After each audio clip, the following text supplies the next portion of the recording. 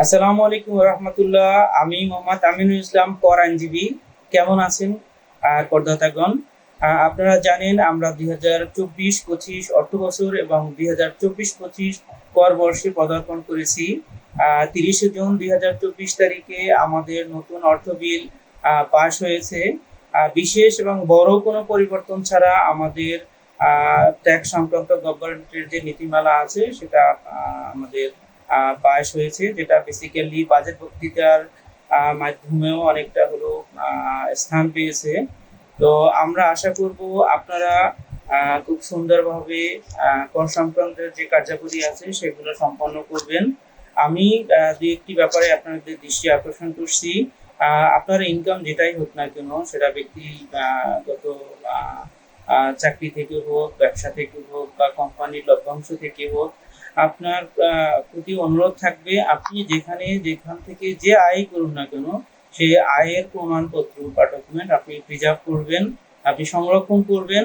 এবং আপনি এই আয় করতে গিয়ে যেখানে যেখানে সরকারকে ট্যাক্স দিয়েছেন, ভ্যাট দিয়েছেন, এই সংক্রান্ত সকল ডকুমেন্ট আপনি সংরক্ষণ করবেন।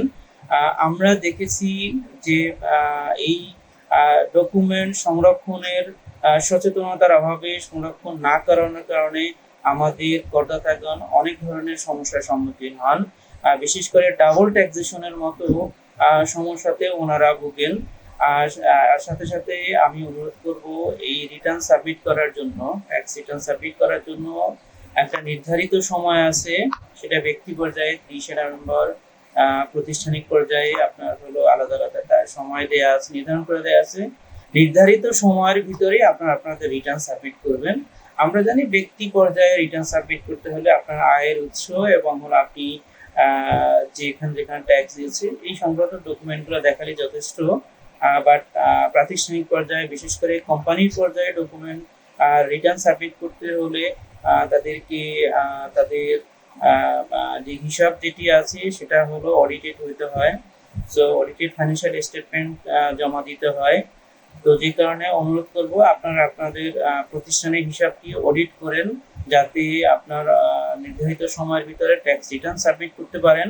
আপনি যদি আপনার সকল আয়ের ডকুমেন্ট সংরক্ষণ করেন, আপনি যেখানে যেখানে ট্যাক্স দিয়েছেন সেই ট্যাক্সের প্রমাণপত্রগুলো সংরক্ষণ করেন, নির্ধারিত সময়ের ভিতরে আপনার যে হিসাব আছে সেটা হলো অডিটেড করেন এবং নির্ধারিত সময়ের ভিতরেই আপনার হলো ট্যাক্স রিটার্ন সাবমিট করেন আপনার নির্দিষ্ট সার্কেলে, তাহলে আশা করি আপনারা এই সংক্রান্ত কোনো ধরনের ঝামেলা করবেন না।